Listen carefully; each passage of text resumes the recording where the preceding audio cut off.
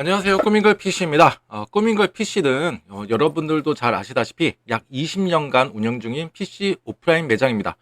이 오프라인 매장에서 과연 어떻게 수리와 정비를 진행하는지와 여러분들도 만약 PC AS가 필요한 상황이라면 매장 방문이라든지 아니면 출장 수리라든지 제 영상에서 나오는 정비와 수리 과정이 조금이나마 도움이 되셨으면 하는 바람에 영상을 찍고 있습니다. 자, 오늘은 PC 2대를 가지고 꾸민걸 PC의 수리를 위해 방문해 주셨습니다. 고객님께서는 왼쪽 PC는 파워 교체, 오른쪽 PC는 그냥 사용해도 되는지를 여쭈어 보셨습니다. 왼쪽 PC 같은 경우에는 전원이 안 들어오는 증상으로 파워를 교체해 달라고 요청을 하셨고, 오른쪽 PC는 그냥 사용이 가능한지 그냥 파악만 해달라고 요청해 주셨습니다. 그렇다면 이제부터 하나하나 살펴보도록 하겠습니다. 자, 이렇게 PC 2대를 가지고 오셨고요. 자, 왼쪽 PC 같은 경우에는 이제 뒷면 사진도 한번 찍고, 지금 제가 이렇게 사진을 찍는 이유는 제가 이 PC를 이제 처음 보는 PC예요. 꾸민걸 PC 같은 경우에는 진단 수리 기록부를 작성하고 있어서 언제 오셨고 어떠한 정비를 했는지를 제가 다 기록을 하고 있습니다. 그런데 지금 제가 또 기록을 남기기 위해서 이렇게 또 촬영을 하고 있는 거고요. 그 다음에 이제 PC 내부를 한번 보았습니다. 다소 연식이 된 PC예요. 지금 인텔 4세대 기반, i3 4세대 기반의 이제 PC였었습니다. 그래서 이제 일단은 PC 전원이 안 들어온다고 하셨으니까 우리가 생각해야 될 부분은 PC를 기준으로 봤을 때 PC에 들어오기 전까지에 생겨나는 문제, 뭐 전원 케이블, 파워 케이블 문제일 수도 있고요. 그 다음에 멀티탭 문제일 수도 있고, 그 다음에 이제 콘센트, 전기 콘센트적인 결함으로 인해서 PC는 정상이어도 전원이 안 들어오는 경우가 있고, 그 다음에 이제 이게 만약에 다 정상이다 그러면 PC에서 생겨나는 문제가 있는데, 그 중에도 흔하게 나타나는 게 아까 고객님께서 말씀하신 대로 파워 서플라이 때문에 고장이 그 PC의 전원이 안 켜지는 경우가 굉장히 많습니다. 뭐 파워 서플라이, 그 다음에 이제 뭐 메인보드 불량이라던가 아니면 그래픽 카드 불량, 그 다음에 CPU 불량, 그 다음에 케이스에 있는 전원 스위치 불량으로도 이제 전원을 눌렀을 때 켜지지 않는 경우가 발생하고 있으니까 여러분들도 하나씩 이제 테스트를 하는 게 중요하고, 만약에 나 지금 AS를 받아야 돼, 나도 비슷한 상황이야, 그러면은 제가 지금 알려드린 내용을 토대로 이제 생각을 하셔서 이런 식으로 진행해 달라고 하시면 좀 더 수월하게 잘 진행을 하고 AS를 받으실 수 있으시리라 생각합니다. 자, 먼저 이렇게 내부를 한번 봤고요. 내부는 그래도 상당히 깔끔했습니다. 그 다음에 일단은 파워부터 한번 테스트를 해봤습니다.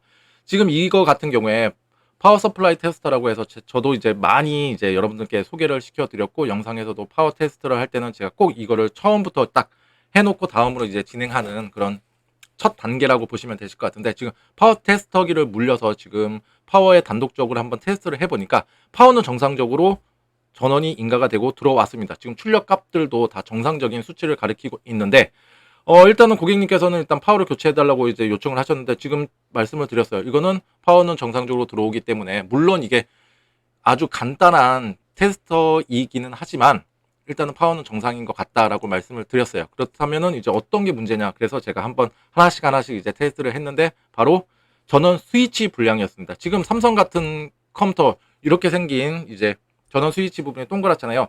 일반적으로 우리가 조립식에서 많이 쓰이는 전원 스위치 방식은 푸시업 방식이라고 해서 약간 누르면은 이제 스프링 같은 게 있어가지고 이렇게 눌렀다 나오고 하는 부분이 있는데, 얘 같은 경우에는 텍트 스위치라고 합니다. 아주 굉장히 조그만한 이제 스위치가 있는데 이게 또각또각 하는 느낌으로 되는 건데, 이거에 대한 불량률이 조금 상당히 푸시업 방식보다 많고, 그 다음에 교체를 해야 되는데 이 교체하는 방식도 조금 까다로운 부분이 있습니다. 소위 말해서 땜질을 해야 되는 부분이 있거든요. 자, 어쨌거나 이렇게 해서 제가 이제 일반적인 이게 푸시업 방식의 스위치예요. 누르면 이제 안에 스프링 같은 게 있어서 눌렀다가 나오고 제자리를 찾는 거, 이걸로 해니까는 지금 팬들이 돌아가고 있죠. 지금은 정상적으로 전원이 켜집니다. 이것도 한번 제가 한 3번 정도 정상적으로 들어온지를 파악을 했을 때 파워 쪽은 문제가 아니구나라고 해서 이제 배제를 할 수가 있었었고, 그 다음에 다행히도 지금 2단계에서 전원 스위치 불량을 의심하고 지금 한번 딱 다른 걸로 한번 교체를 해서 해보니까 이제 정상적으로 전원이 들어온 거예요. 이렇게 되면은 저는 앞으로 뭘 해야 될까요? 이 삼성 케이스의 전원 스위치, 그 텍트 스위치를 교체를 한번 해보는 것입니다. 자, 일단은 이렇게 정상적으로 모니터 화면까지 출력하는 것까지 제가 한번 보여드렸고요. 그 다음에 두 번째 PC를 한번 봤습니다. 라이젠 5 기반이었고요. 그 다음에 케이스 뒷면입니다. 그 다음에 케이스 내부 사진입니다. 이 PC 같은 경우에는 별다르게 뭐 크게 이상 증상이라던가 그런 게 없었고, 그나마 조금 최신 PC라 그냥 사무용으로 그냥 꾸준하게 사용하셔도 된다고 말씀을 해드렸습니다. 일단은 SSD 같은 경우는 500기가가 있었고, 그 다음에 일반 하드 2테라가 있었는데, 지금 뭐 이 정도면은 괜찮은 거죠. 모든 게 다 오케이 나와서 그냥 객관적으로 그냥 엑스레이 정도의 제가 테스트만 해드려서, 그냥 지금 현재 사용상의 불편함이 없으시다면 그냥 쭉 쓰셔도 됩니다라고 말씀을 드렸습니다. 지금 이분께서는 지금 사용상에 너무 느려서 오신 것도 아니고 안 켜져서 오신 것도 아니고, 두 번째 PC 같은 경우에는 그냥 사용이 가능하냐 불가능하냐, 그래서 지금 현재로서는 사용이 가능하니까 사용하시다가 불편함이 있으시면 그때 저한테 말씀을 해달라고 해서 그냥 간단하게 이렇게만 점검만 했고요. 그 다음에 이제 첫 번째 PC를 이제 전원 스위치가 불량이었으니까 얘를 이제 교체하려고 이제 시도를 하고 있는 겁니다. 케이스 전면부 베젤을 지금 탈거를 하고 있는 과정에 있고요. 이렇게 나사 두 개가 있습니다. 이 나사 두 개를 풀러보게 되면은 이렇게 뒤집어 보면 이렇게 나오는데, 지금 여기 보이는 부분 똑똑똑똑 생겨 있는 부분, 이게 바로 텍트 스위치라고 합니다. 아까 그 스위치랑 모양이 조금 다르죠.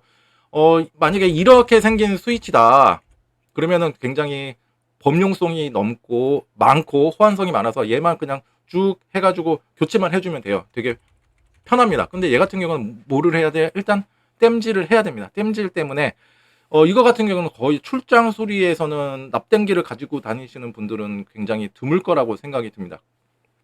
그래서 출장 수리로는 거의 좀 힘들 것 같기도 하고, 그리고 또 매장에서도 요즘에 땜질 안 하시는 사장님들 굉장히 많거든요. 아마 매장에서도 아마 가능할 업체도 한번 여쭤보시고 한번 방문을 해주셔야 좋으실 것 같습니다. 안 그러면은 케이스 밖에다가 주렁주렁 외장으로 제가 아까 보여드렸던 그 스위치를 달아서 출고하는 업체들도 분명히 있을 것이라 생각이 듭니다. 자, 이렇게 해서 지금 제가 손에 들고 있는 거는 이제 얘랑 교체할 스위치입니다. 텍트 스위치도 규격이라던가 이런 게 대부분 좀 비슷하긴 한데, 그 또각또각 거리는 요 높이가 약간씩 상이한 경우가 조금씩 있어요. 그래가지고 이거를 너무 볼록 튀어나왔다 그러면은 컴퓨터를 누르지도 않았는데 자동으로 전원만 꽂게 되면은 켜지고 아니면 꺼지고 막 이런 게 반복이 될 수가 있으니까, 얘랑 아주 비슷한 걸로 해야 되고, 만약에 조금 너무 높이가 튀어나와 있다 그러면은 좀 칼로 깎아가지고 사용상에 불편함이 없도록 만들어 주시는 게 중요합니다. 그래서 지금 얘랑 거의 동일한 걸로 제가 찾아놨고요. 그 다음에 이제 얘는 이제 희생이 된 거죠. 기존에 있던 거를 지금 뺀 거고, 제가 이제 새 걸로 달아서 지금 한번 딱 깔끔하게 한번 살짝 딱 부드럽게 하니까 이제 정상적으로 전원이 들어왔습니다. 자, 오늘은 이렇게 고객님께서도 어느 정도 지식에 대해서는 알고 계셨어요. 뭐냐? 전원이 안 켜지니까는 물론 파워를 교체를 염두를 하신 것도 맞아요. 그 중에 하나의 원인이 될 수가 있었으니까. 그런데 저도 한 번씩 하나씩 순차적으로 테스트를 해보니까 파워 쪽인 문제는 아니었고, 단순히 그냥 텍트 스위치 쪽인 불량이어서 이렇게 간단하게 텍트 스위치 교체를 하고 출고한 상황을 알려드렸습니다. 그래도 고객님께서도 파워 교체할 줄 알았는데 다행히도 이걸로 해서 다행이다라고 한번 말씀을 해주셨고, 요즘에 납땜하는 업체들 굉장히 드문데 또 여기는 납땜을 한다고 해서 이 부분에서도 조금 놀라심을 제가 볼 수가 있었습니다. 어쨌거나 제가 오늘 이렇게 또 영상을 촬영해서 보여드린 이유가 뭐냐면, 여러분들도 이와 비슷한 상황이 있으시다. 스스로 이제 자가적으로 이제 테스트를 하실 때 제가 알려드린 이 방법 순차적으로 하나씩 배제를 해가면서 꼭지점을 찾아서 이거구나 해가지고 그거를 이제 조치를 하시면 되는 거고, 또 출장 수리라던가 아니면은 또 어디 매장에 가서 직접 갖다 드리고 수리를 하는 상황이 있다 그러면은 제가 또 이거 알려드린 요 순차적인 방법을 통해서 어느 정도 이제 소비자분들, 고객분들도 약간 스마트해지시면서 이러한 방법으로도 테스트를 해달라고 하시면은 조금 더 명확하게 또 정확하게 테스트를 수리를 받으실 수 있으시리라 생각이 듭니다. 괜히 팔 아파가지고 병원 갔는데 다리에 기부스 하는 일 없도록 하기 위해서 저도 이렇게 PC 오프라인 매장에서 운영하고 있는 그 업체에서 수리를 어떻게 진행을 하고 또 정비를 어떻게 하고 하는 과정들을 조금씩 많이 알려드릴 테니까 여러분들도 조금이나마 도움이 되셨으면 하는 바람입니다.